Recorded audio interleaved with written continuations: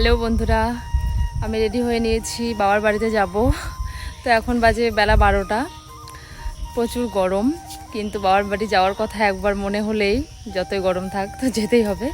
তো চলো আমার সাথে থাকো, দেখতে থাকবে। রাস্তায় দাঁড়িয়ে আছি টোটোর জন্য, কিন্তু গরমের জন্য রাস্তা প্রায় ফাঁকা। এটা হলো হাই রোড, এখানে সব জায়গার গাড়ি মোটামুটি পাওয়া যায়। কথা বলতে বলতে টোটোতে উঠে বসলাম। সামনের ভিউটা দেখো, জাস্ট অসাধারণ।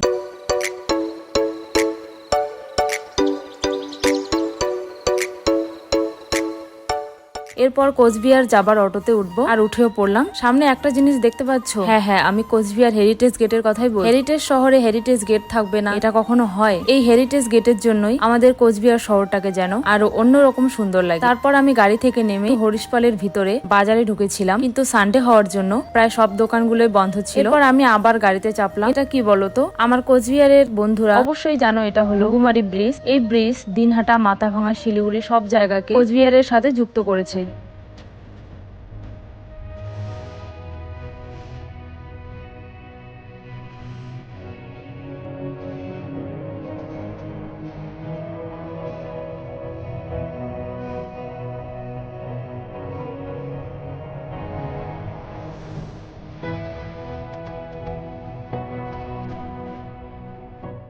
আর এই বাজারটা হলো কসারির হাট বাজার। কসারির হাট ব্রিজ। এখন যত ভিতরে যাব তত এই সুন্দর ছায়া সুশীতল গাছপালা পাবো। গাড়িতে খুব সুন্দর হাওয়া দিচ্ছিল, কিন্তু যখন গাড়িটা কোথাও দাঁড়াচ্ছিল তখন মনে হচ্ছিল আগুন জ্বলছে পুরো গায়ে। আর এটা হলো চিল্কিরহাট, মানে আমার গন্তব্যে আগের স্টপে। এই ব্রিজটা চিল্কিরহাট ও চান্দামারিকে যুক্ত করেছে। পরিবেশটা দেখো, শরীর মন দুটোই যেন জুড়িয়ে যায়। আহা, আর মনে হচ্ছিল কখন বাড়ি পৌঁছবো। 2 ঘন্টা রাস্তা আসলাম, কিছু মনে হলো না। আর 2 মিনিট ধৈর্য ধরতে পারছি না। তো চলে আসলাম চান্দামারি বাজারে। আর এই দেখো আমার স্কুল। প্রাইমারি থেকে ক্লাস 12 পর্যন্ত পড়েছিলাম এই স্কুলে। স্কুলের প্রতিটি কোনায় কোনায় আমার স্মৃতি জড়িয়ে আছে, চোখ বন্ধ করলেই দেখতে পাই। তো ফাইনালি চলে আসলাম। এই দেখো আমার বাবার বাড়ি। বাবা গরমের মধ্যে দোকানের সামনে বসে আছে একটু হাওয়া পাওয়ার আশায়। বাড়িতে ঢুকেই দেখি সুন্দরী টিউশন যাবে রেডি হয়েছে। আর এই দেখো, যে মানুষটাকে একটু দেখার জন্য প্রাণ ছটফট করে, সেই মানুষটা শরীর খারাপ নিয়েও আমার জন্য রান্না করছিল। এই হলো আমাদের মা। তো আজকের ব্লগটি তোমাদের কেমন লাগলো অবশ্যই কমেন্ট করে জানিও। আর হ্যাঁ, লাইক শেয়ার দিতে ভুলো না যেন।